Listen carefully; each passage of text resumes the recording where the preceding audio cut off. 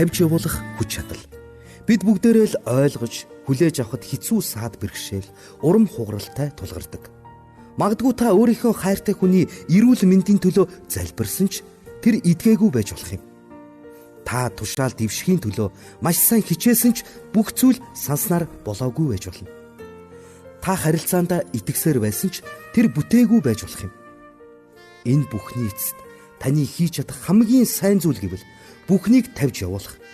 Хэрвээ та энэ бүхэнтэйгээ зуралцаар л яагаад тушаал дэвшдэггүйгээ, яагаад хайртай хүнтэй идгээгүй тухай, яагаад энэ бүхэн танд тохиолдож байгааг бодсоор байхаваас энэ бүхэн танд зөвхөн зовлон, шаналл, өөрийгөө өрөвдөх байдал, өөрийгөө буруутгах байдал, бусдыг буруутгах байдлыг, магадгүй бүр амьдралыг буруутгах байдлыг авчирна. Бид заримдаа Бурхан бидний хүсснээр байгаа тэр үед л Бурханд итгэдэг. Яг л миний нэг сонссон ууланд авирагч хүн шиг. Маш өндөр уулан дээр авирч байсан уулчин орой дээр нь гарахын алдад хөл алдаж доошоо унжээ. Тэрээр унаж байхдаа хадан дээр ургасан нэгэн бургаснаас барьж авч амжжээ. Газраас нилээд өндөрт нэг жижиг бургаснаас зүгдээд хэн нэгэн байна уу гэж орлов. Тэр үед Тэнгэрээс Бурхан "Тийм ээ, би энд байна" гэжээ. Тэр залуу "Бурхан минь, би удаан тисэхгүй нэ, намайг авраач" гэхэд Бурхан түнд "Наад бургасаа тавь. Би чамайг бариад авъя" гэжээ. Залуу хэсэг бодож байснаа "Бурханаас өөр хүн энд байна уу?" гэсэн гэдэг. Бид ихэнх үед яг л ингэдэг. Бурхан надад туслаач. Гэхдээ миний төлөвлөснөөр, миний хүсэж байгаагаар туслаач гэдэг. Жаргалтай байхын тулд танд байх ёстой хамгийн чухал зүйл бол тэнцвэртэй байх явдал. Мэдээж өөрийн гэсэн зоригтой, мөрөөдөлтөй байх нь сайн хэрэг. Гэхдээ та өөрийн мөрөөдлөө хойш тавьж чадах үз төлөвлөсөн байх хэрэгтэй. Надад маш том алсын хараа, ирээдүйн зориг бий.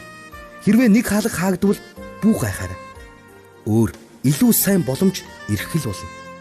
Хэрвээ төлөвлөгөөтэй нь бүтлгүүтвэл битгий уурлаж бухимд. Амьдрал бас өөр нэгэн сайн зүйлийг төлөвлөсөн л байгаа.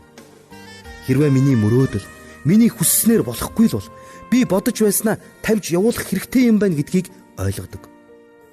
Учирсан зүйл танд дэндүү шудраг бус байж болох юм. Та юу бодоод байгааг ойлгохгүй. Амархан шантарсан байх. Мөрөөдлөөсөө ухарч зорилгооч мартсан байж болох юм. Гэхдээ та санаарай. Таны саад тотгор гэж боддог байсан зүйл таныг урагш хөтлөх зам байсан байх болно.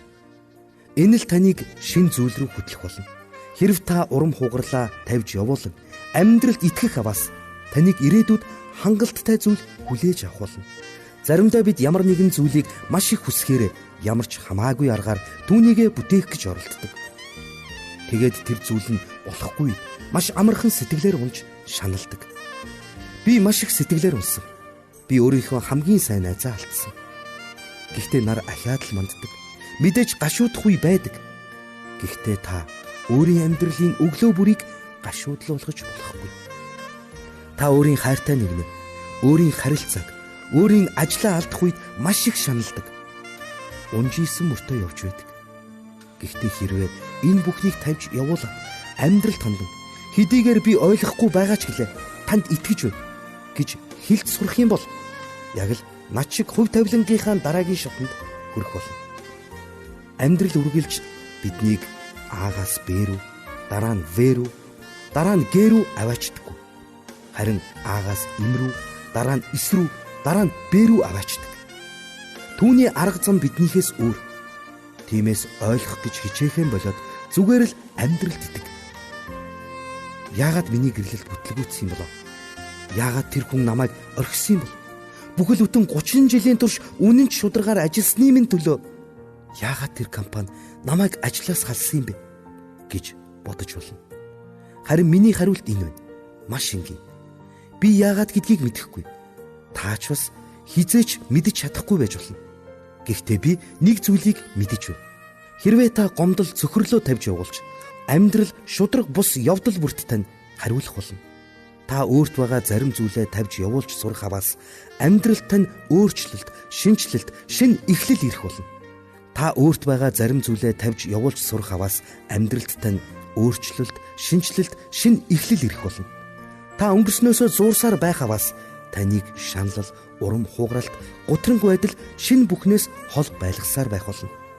Нэг удаа нэгэн эмэгтэй надаас яагаад найзын маань ээж хорт хавдар өвчнөөс эдгэрсэн байхад миний ээж нас барсан бэ гэж надаас асуусан. Миний хариулт адилхан байсан.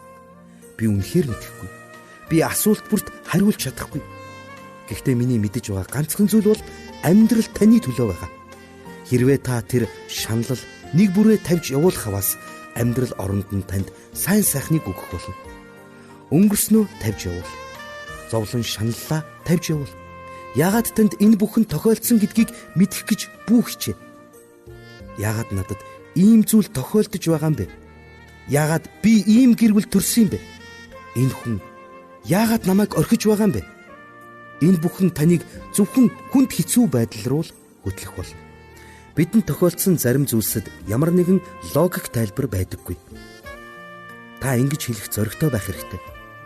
Би яагаад энэ зүйл тохиолдсон гэдгийг мэдэхгүй. Мэдэхгүй байгаадаа ч би зүгээр байна. Би энэ бүхний хариултыг заавал мэдэх шаардлагагүй. Миний хүсэл биш. Заримдаа бид асуудлын цаад учрыг мэдэж байж түүнийг давж гарч чадна гэж боддог. Надад энэ асуудалд тохиолдсон шалтгаан нь энэ юм гэдэг. Өөрөөр хэлбэл тэр буруу хүмүүстэй нийлдэг байснаас болоод буруу асуудалд ордог байсан. Тэр багасаа л буруу хэцүү гэр бүлд хүмүүжсэн. Тэгээд түнд ийм зүйлс тохиолдож байгаа юм гэдэг. Тэгвэл ямар нэг учир шалтгаангүй зүйлсийг юу гэж хэлэх вэ? 14 жилийн өмнө Пенсильвани, Вашингтон болон дэлхийн худалдааны төвийг онгоц мөргөн 3000 гаруй хүний амьд сэтэж олон хүнийг зовлон шаналлд унгаж байсан. Түүнд ямар нэгэн шалтгаан байгаагүй. Дөнгөж төрөх гэж байгаа хүүхэд төрөхдөө эндэж нас барах тохиолдол байдаг. Энд ямар ч шалтгаан байхгүй. Согтуу жолооч гэмгүү нэгнийг дайрч алахад ямар нэгэн шалтгаан байхгүй. Сайн хүн маш хүнд өвчин тусаж байгаад ямар нэгэн шалтгаан байхгүй. Бид өөрсдөдөө тохиолдож буй ямар нэгэн зүйлд шалтгаан болж чадахгүй бол яах вэ? Хүн бүхэн толгойдоо нэг ойлголтыг заавал байлгах хэрэгтэй. Тэр ойлголтоо би үнийг ойлгохгүй байна гэж нэрлэж болно. Таны амьдралд учир шалтгаангүй ямар нэг зүйл тохиолдох үед та түүнээсээ болж шаналлахын оронд харин ойлгохгүй байна гэдэг ойлголтоо хийгээд орхих хэрэгтэй. Хэрвээ та амьдралынхаа турш өөрт тохиолдсон зүйлийн учрыг олох гэж хичээж яагаад ингэснийг мэдэх гэж хайхаваас энэ нь таны амьдралыг гутранг болгож хордуулах болно. Миний сурсан зүйл гэвэл амьдралд хариулахгүй байгаа тэр зүйлд битгий асуултын тэмдэг тавь. Нэг бол бид тэр нөхцөл байдлыг хүлээж авч болно. Тэр нөхцөл байдал одоо өнгөрсөн. Өнөөдөр шинэ өдөр эхлэж байна. Та маш их хичээж ажилласан ч тушаал дэвшихгүй. Тэр үедээ тэр бүхнийг орхиод зүгээр л урагшаа яваарай. Амьдрал танд илүү зүйлийг бэлдсэн байгаа шүү. Өчигдөр нэгэн залуу над дээр ирж зөвлөгөө авсан. Тэр маш их сэтгэлээр унсан байсан. Учир нь тэрээр маш их хичээсэн боловч бизнес нь бүтэлгүй байгаа аж. Тэрээр өөрийнхөө бүх хадгаламж, мөнгө, хичээл зүтгэлээ зориулсан бөгөөд яагаад энэ бүхэн огт бүтэхгүй байгааг ойлгохгүй байна гэсэн. Би түүнд өнөөдөр та нарт хэлж байгаа зүйлээ л хэлсэн. Энэ бүхэн одоо өнгөрсөн ард үлдсэн. Тиймээс асуултын тэмдэг бүү тавь. Өөрийгөө битгий өрөвд. Хэрвээ та үнийг тавьж явуулах хаваас та өөрийн шинэ хуудсыг нээж чадна. Сайн мэдээ гэвэл та өөрийнхөө амьдралыг сүрэл дунд төгсгөхгүй. Харин ялалтаар төгсгөх болно. Тиймээс хэрвээ та одоо ялалтанд хараахан хүрээгүй бол цааш та үргэлжлүүлэн явсаар л байгаарай. Төгсгөл нь хараахан болоогүй байна гэсэн үг. Та итгэж байсан баг. Та байгаа бүхнээ зориулсан баг. Тэглээгээд бүтээгүй байж болно. Тэр үед таны хийж чадах хамгийн сайн зүйл бол тавьж явуулах. Битгий өөрийгөө өрөвдөж, шаналж, ирээдүйд минь ямар нэгэн сайхан зүйл алга гэж бод. Шинэ хандлагаар ханд. Дэлгүүр явж шинэ хувцас худалдаж ав. Сайн хоол хийж ид. Магадгүй зарим сонсогч бүсгүйчүүд яг л надад хэрэгтэй үг хэллээ. Явж дэлгүүр хийснэ гэж бодож байгаа бах. Энэ нь ирээдүйд ирэх зүйлсийг бэлэгддэг. Хэрвээ та өнгөрснийг тавьж явуулбал, хэцүү зовлон бүрээ тавьж явуулбал амьдралд дахин нэг үрийг тарих болно. Танаас явсан бүхэн тэр шинэ үрээр ирэх болно. Та өнгөрсөн үедээ алдснаасаа илүү ихийг ирээдүйдээ авах болно. Тиймээс та өөрийнхөө хийх ёстой зүйлийг хийж урагшаа явах хэрэгтэй.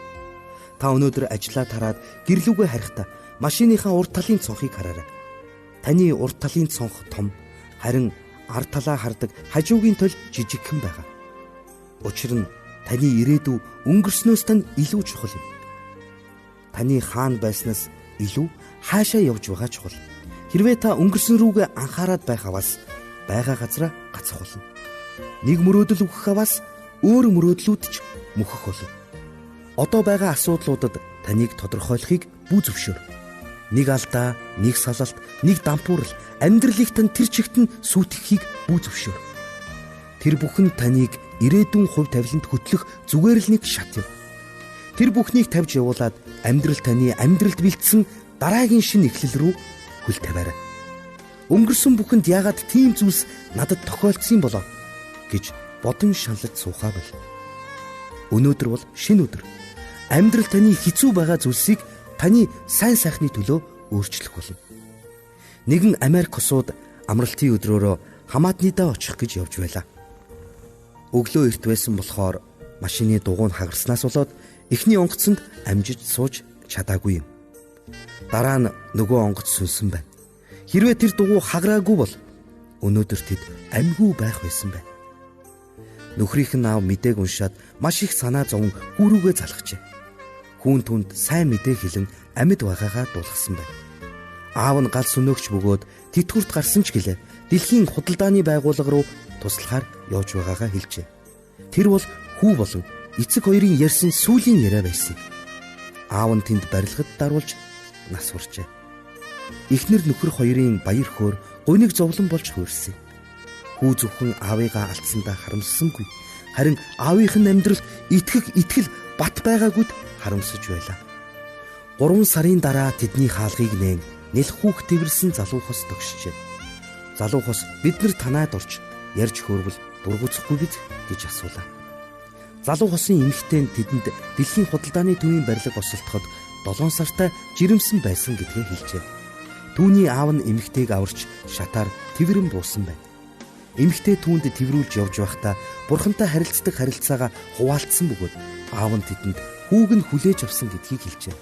Залуу хос тэдэнд зөвхөн сайн мэдээ хэлээ зогссонгүй, мөн хүүхдээ аавынх нь нэрээр нэрлсэн гэдгээ хэлжээ. Магадгүй бид одоо бидний амьдралд тохиолдож байгаа бүхнийг ойлгохгүй байж болно. Гэхдээ нэг л өдөр энэ бүхний учир утгыг олох л болно. Нэг л өдөр энэ бүхэн бидний амьдралыг илүү сайнаар эргүүлэх болно. Магадгүй энэ бүхэн одоо маш шудраг бус харагдаж болно. Гэхдээ таны алдсан бүхэн таны гэрэлтэй ирээдүйд хэд дахин нэмэгдэж ирнэ гэдгийг санаарай.